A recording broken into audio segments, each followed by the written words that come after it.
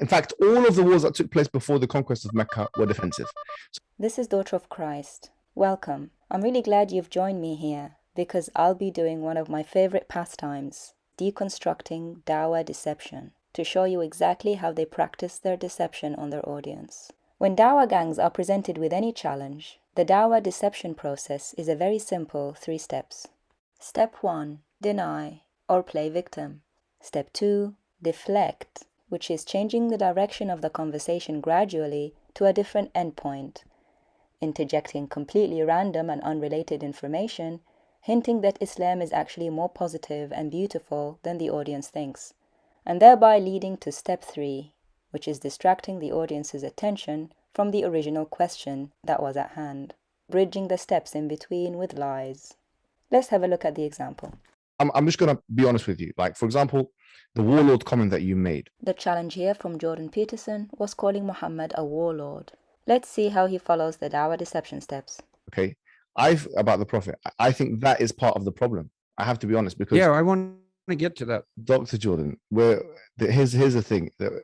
I don't see you as some kind of enemy of Islam. I genuinely don't. I see that we need and I don't want to be either. I have lots of people in the Islamic world who are listening to what I'm doing and watching and being supportive.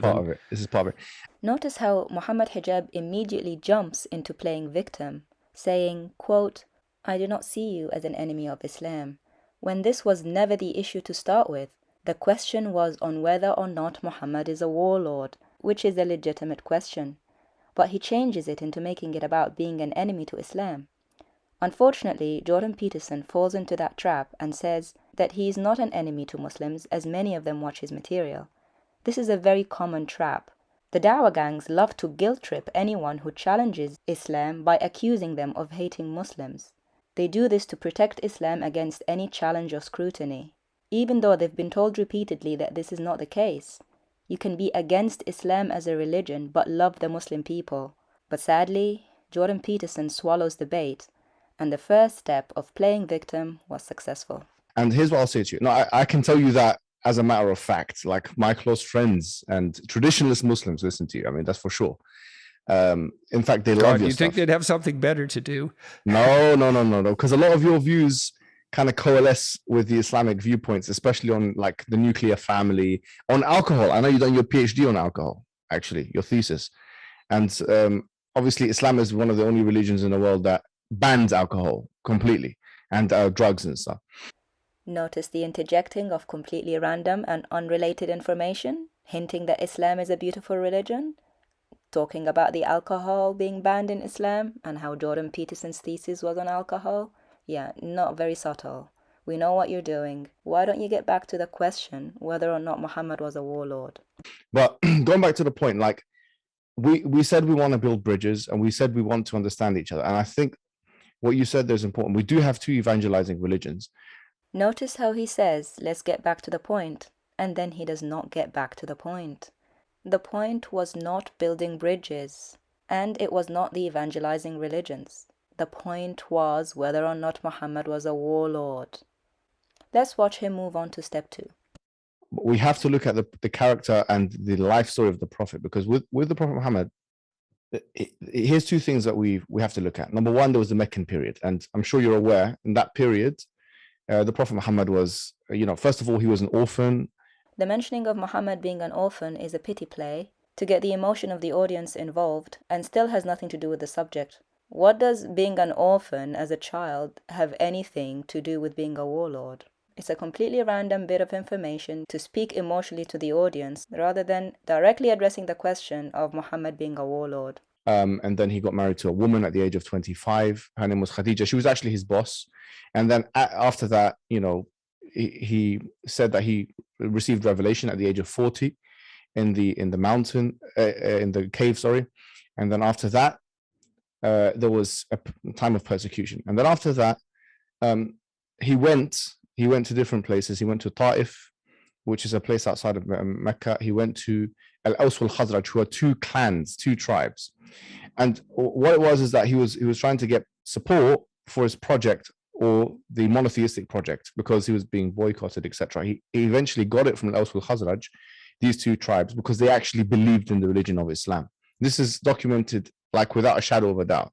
This is what happened. And then they And made is this him. in the Medina? Is this the Medina period that you're speaking of? So this is actually technically the Meccan period. Notice how the deflection worked on Jordan Peterson. Muhammad Hijab completely distracted him from the question of Muhammad being warlord or not. He derailed him enough into now asking specifics of Meccan and Medinian periods following the narrative of Muhammad Hijab. Classic Dawah gang tactics. It's been a very long time and we're still waiting. The very long and convoluted answer was exactly following the Dawah script of denying/victim playing and then deflecting to distract the audience. All we heard so far as an answer was Muhammad was an orphan, which is a pity play. He married a woman who was his boss, which was hinting at fake female empowerment. He was persecuted, boycotted, more pity play. And it ended with Aus and al-Khazraj tribes completely believing in Islam, parading an achievement for his prophet that he got them to believe. These were all random facts aimed to get the audience to either admire Muhammad or pity him, and still at the same time not directly answering the question, hoping that the audience would have forgotten at this point what the question was. Was Muhammad a warlord?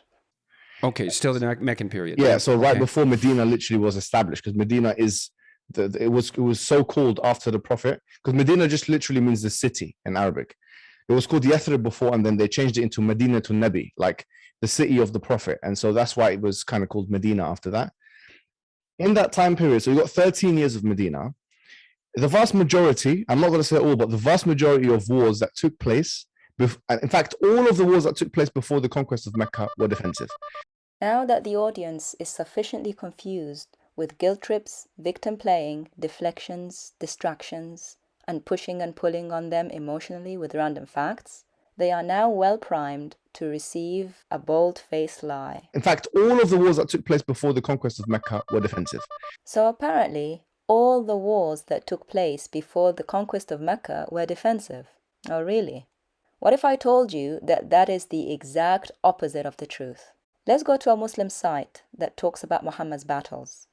We are going to a Muslim website, and it's in Arabic as well, just for good measure. Here, it lists the names of the battles of Muhammad in chronological order. Believe it or not, the actual term in all Muslim sources to describe the battles of Muhammad is ghazwa, the word which I've circled here. That word ghazwa literally means invasion. It comes from the word yaghzu, which means to invade.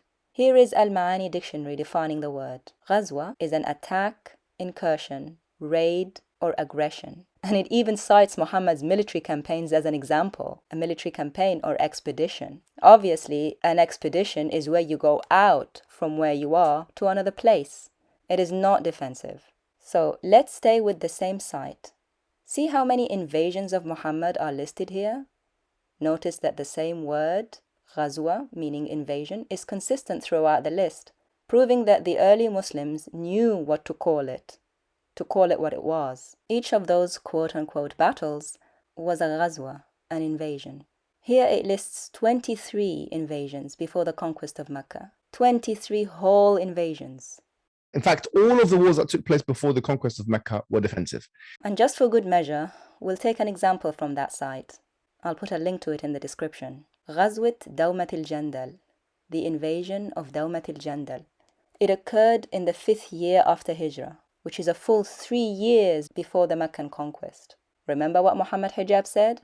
In fact, all of the wars that took place before the conquest of Mecca were defensive. Now this one is 3 years before the conquest of Mecca. It's in the year 5 after Hijrah. The messenger went out towards the north, in the direction of Dawmat al-Jandal, which is in the region of Tabut currently, taking with him 1,000 fighters. So the tribes of Dawmat al-Jandal escaped, and one man remained, whom the Muslims took captive and they brought to Medina, and he became Muslim. And the Muslims collected great booty by the grace of Allah, the Exalted. Very defensive, yes. This concludes the Dawah deception, building up the audience to believe a bare-faced lie.